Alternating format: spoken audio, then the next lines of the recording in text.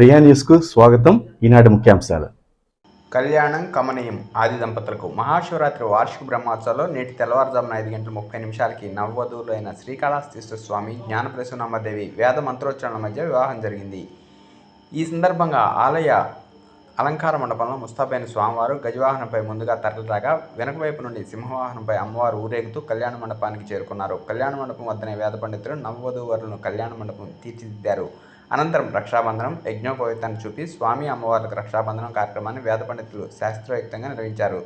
సర్వ సైన్యాధికారి చెండుకేశుడు జ్ఞానప్రసూనాంబికా దేవి తండ్రి అయిన పర్వతరాజుతో 3 పర్యాయాలు వివాహం రాయబారం నిర్వహించగా చివరికి స్వామి అమ్మవార్ల కళ్యాణం నిర్వహించేందుకు తోడ్పాటును అందించారు. కళ్యాణం అనంతరం ఒక్కటైన ఆది దంపతులు స్వామి అమ్మవార్లకు తలంబ్రాలు పోసుకుని స్వామి అమ్మవార్ల కళ్యాణ నవవధూవరులు ఒకటయ్యారు. ఈ వేడుకలో భక్తులు ఆది దంపతులు చదివింపులు చదివించారు. ఆది దంపతుల కళ్యాణోత్సవం నూతన వివాహం చేసుకుంటున్న వధూవరులకు శ్రీకాళహస్తి ఎమ్మెల్యే బొజ్జల వెంకట సుధీర్ రెడ్డి, బొజ్జల హరిష్టారెడ్డి, ఆది దంపతులైన శివపార్వతులు కళ్యాణ మండపం నుండి తిరిగి ఆలయానికి ఊరేగింపుగా వెళ్లారు. ఈ ఊరేగింపులో స్వామి అమ్మవార్ల భక్తులు కర్పూర నీరాజనాలు సమర్పించి మొక్కులు తీర్చుకున్నారు. ఆలయ అర్చకులు మారుతి శర్మ స్వామి మాట్లాడుతూ, మహాశివరాత్రి బ్రహ్మోత్సవాలు స్వామి అమ్మవార్ల కళ్యాణాన్ని ప్రతి ఒక్కరూ తిరిగించి స్వామి అమ్మవారి కృపకు పాత్రలు కావాలని కోరారు. స్వామి అమ్మవారి కళ్యాణ మహోత్సవం అత్యంత వైభవపేతంగా నిర్వహింపబడిందని, శ్రీకాళహస్తీశ్వరుడు జ్ఞానప్రసూనాంబ వివాహ మహోత్సవంలో వివాహం చేసుకున్నాడు. ఈ కళ్యాణ మహోత్సవాలు ఎక్కడ బాల్య వివాహాలు జరగకుండా అధికారులు సఫలీకృతమయ్యారని తెలియజేశారు.